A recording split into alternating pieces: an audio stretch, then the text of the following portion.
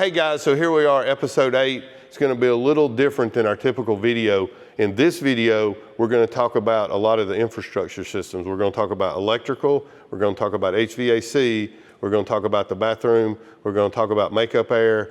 And so this is kind of gonna be kind of technical. We're far enough along now that you're gonna see some of these systems. And if we don't do the video now, then they'll be in and you really won't understand. So today, that's what we're gonna talk about. So in this video, we're gonna start talking about the HVAC system, and it's gonna be kind of tricky. And in the entrance foyer, we're gonna show you how the HVAC system is gonna go in, and we're gonna talk about how we're gonna do the return and the supply air for the front bunk and the second bunk. Okay guys, so what we're gonna do, this is gonna be a little confusing, so kind of bear with me. But if you can see, this is the ceiling of the existing refrigerated trailer, or the trailer that we're using. And then we're gonna put a ceiling in, and it's represented by this board right now. But this entire system will get a plywood ceiling. And that leaves us about a 4-inch space above the ceiling, above the inside ceiling, and the factory ceiling. And what that's gonna be is that's gonna be our return plenum. The mini split's gonna go right here. And a mini split has the opening on the top of the mini split, and then we're gonna seal this off to the top of the mini split, so the mini split will pull its return air off the ceiling out of this plenum. And what we'll do is, like in this bunk where Steven's is right now, we'll go right here and we'll cut 4 holes, and then we'll put a piece of carpet up there to help with sound attenuation. And then this bunk room that we're in here will let the return air go up into this ceiling plenum, and that mini split will suck it, down to condition it. Now, as we move into this front bunk, which ironically is Steven's bunk, we'll do the same thing. It's a little bit dark in here, but we'll put the returns right here, put a piece of carpet up there to sound attenuate it, and so the air will come in there. Now, if Steven will flip around, I know this is confusing, but this little box right here will be the cold air plenum that this mini split sitting right here, sucking the warm air off the ceiling, and then it'll blow it into this box, and we'll cut holes in this box right here, and that'll service the front bunk. And we'll put a board across here. This will be sealed up, and we'll service the front bunk and the second bunk by holes coming out of here. So the mini split will cool this cavity, pressurize it slightly, and then this air will run out. As it hits the evaporator or the coil, then that air coming out becomes cold. So this whole box becomes cold, but then this cold air falls into the room because it's heavier. Cold air is heavier than the warm air, so it falls to the floor, and then it's heated up by the person. Heat rises to the ceiling, and the system picks the heat back up. And what we're doing is we take the size of the mini split, and like, I think we measured this 8 by 30, so let's just say it's 320 square inches. This whole plenum up here, like 4 inches by 100 inches is 400. So we've got more plenum return space than we've got return coming into the mini split. And then we'll drill these holes and we'll make them bigger than the discharge port of the mini split. And that's how we'll cool it. Now, we're also way overkill. A mini split that we're using is 24,000 BTUs. So in the heating and air world, it takes 12,000, or it takes 1 ton to roughly do 12 people. So this unit is only servicing 2 people, plus the heat gain of this window and this trailer. But this trailer, remember, was refrigerated by Great Dane to be able to hold -20. So this thing is really well insulated, so we've got tons of air conditioning capacity, and then we're gonna replicate this same system on the other side. All right guys, so this is a great example. I haven't even cut the door out, but this one piece of plywood up against the wall, you can see how, we're taking a great deal of care to do polyurethane, foam. We've actually put layers of foam. So this is 1/2 inch, 1 inch, and 2 inch. So we're exactly 3.5 inches of solid foam in there. So this is about 7 R value per inch. So we have nearly a 20 R value in the wall.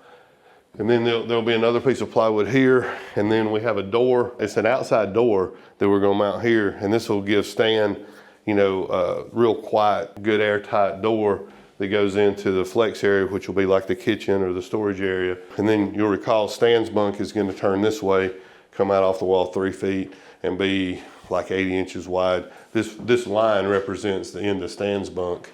And then, of course, the bathroom, the commode goes there, the shower goes here, and then this will be kind of the end of this bunk. So this bunk right here will look very much like the other bunk that we have in the front of the trailer. We'll cut the hole here to go outside for the vent for the bathroom, and then the makeup air will be made up on this side. So the trailer will kind of work going this way. So the fresh air is the way you come in, exhaust and dirty air out that side, or smelly air from the bathroom. And so that's how the air moves, and we keep them negative. So we wanted to show you this before we get the mini split in, because maybe on the next video, you'll see the mini split go in, and that's how that's gonna work. Again, if this is too technical for you, just skip to the end and you can see the upgrades that we've done. But now let's talk a little bit about how we do our makeup air in these trailers. So, like I said, above the ceiling here is the return air plenum. And so what we'll do is we'll go through on this side of the trailer, and we'll cut a 4-inch hole, and we'll come into this with a 90, and we'll cut a 4-inch hole here, and we'll do it twice into this return plenum.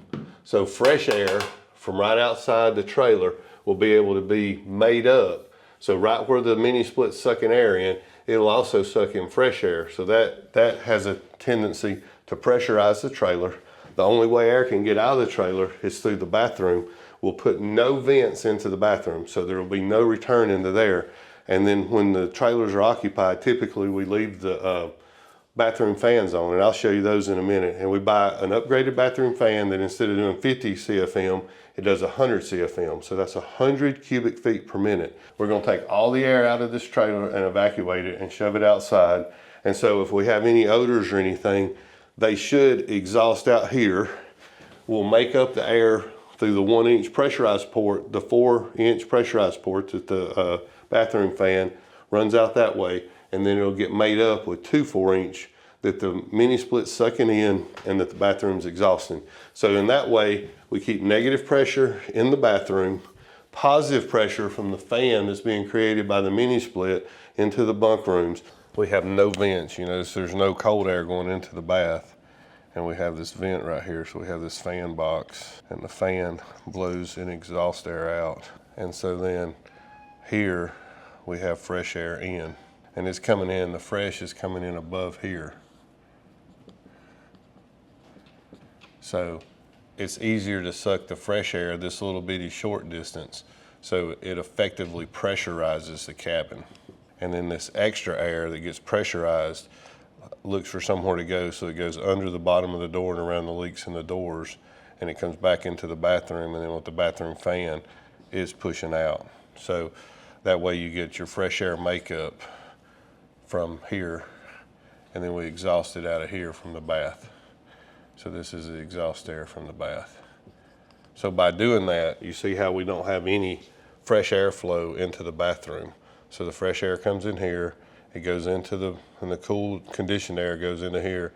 The conditioned air goes into the bathroom only to ever exit because it's been sucked out.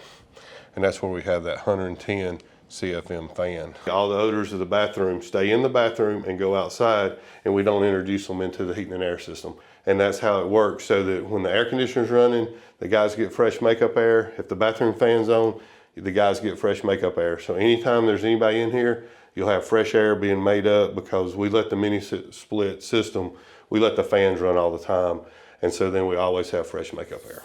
Up here at the top, we'll put a couple of baffles, but we're gonna let the air run back and forth, because we'll build a contingency if we ever want to. We can put a duct in here with a couple of 24-volt fans, and there's enough air capacity for either one of these to back the other side up. We're gonna make the provision for that, and we're not gonna do it unless we see that we need it. We also have the provision to use those little personal air conditioners that you see that exhaust the heat out of the room, and would dump it into the bathroom and let the bathroom suck the heat out. So the bathrooms will stay a little warmer, but if the heat and air were to die, you can make up, you could have a contingency to use those little portable spot coolers to cool each bedroom and get the guys by if we were to have a problem. But we've been running these air conditioners on the other sleeping trailers, and we haven't had an in-theater failure, so we probably will this year. Right here, this is the makeup air for the back cabin. Can you see where it is? It's right there where this unit sucks in over the top. So see, this is sucking air out of the ceiling. It's also sucking air right there. And this is kind of what the mini split will look like up in the ceiling. Yeah, so it's blowing air out here, and then if you could fill up here, and then see how it's sucking the air in up there. The fresh air is made up from outside, So it's sucking air here, but it's also sucking it in from the outside. So that way the whole area gets pressurized. The reason there's 3 holes in this one is because you've got a dryer. And what happens when you have a dryer is if you're sucking all this air out of the dryer, you have to be able to make up that air. So those 3 holes up there are big enough to overcome the amount of air that the dryer pushes out, or then your dryer won't work right. If you don't let it be able to change the moisture outside, even though it's got a fan, if you don't make provisions for enough makeup air, then that gets to be a problem. You'll notice the air conditioner blows out in there. There's no returns in the ceiling in here. And then the air from the vent blows out that side. So if you're taking a shower in here, all the moisture goes this way, all the smells should stay this way. And then there's a vent right there above this heat exchanger. So it allows that unit to suck air from over the ceiling and suck in air right there. It can suck in air obviously right there. And then I put a little bitty vent, I hit it right there. So now this whole system can suck a little bit of air there, a bunch of air there and here, and it blows the cold air into here. And then if they're using the restroom, then this thing blows all the air outside, and it uses those 3 holes on the outside to make up the air for the dryer. And then just disregard that hole right there. And what we typically do in here for power, because this will be like Steven's bunk, we're gonna put a television here. So under the bunk, we'll put a receptacle that'll run that television. We'll put a couple of outlets over there on that side. We'll put a 3-way switch. So there'll be a switch here to do the 2 or 3 lights that we have overhead. There'll be a work light right under here for like at night to read.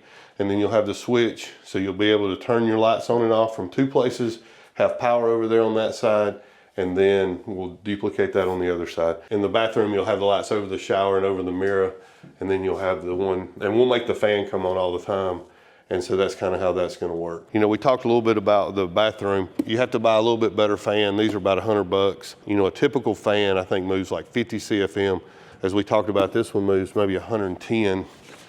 And then it has this 0.1 rustling leaves. So this is a lot quieter fan system. As you can see, it's got, as Steven, me and him were talking about, it has a good brushless motor. It moves a ton of air. And it has a little bit more negative pressure capacity than most of the fans do. See, it's a full-on squirrel cage where, you know, those others are just like a little plastic thing. So this thing is really baffled, has nice tight tolerances, and as such, it can move a lot of the air outside. A little bit deeper than the traditional box, so we're gonna have to, you know, build a box to drop it down. And then we preferred to go with our same lighting that we're gonna use throughout the trailer. Here is an example of a 3-inch version of it, and then we got the 4-inch version here. And we just use these because the nice thing about them is you see they have that little rubber seal. You drill, I think, a 3.5, 3.25, 4.25 inch hole, pop them in there, and then the power supply goes up and you can wire them. And if you have to work on it, you can get it out.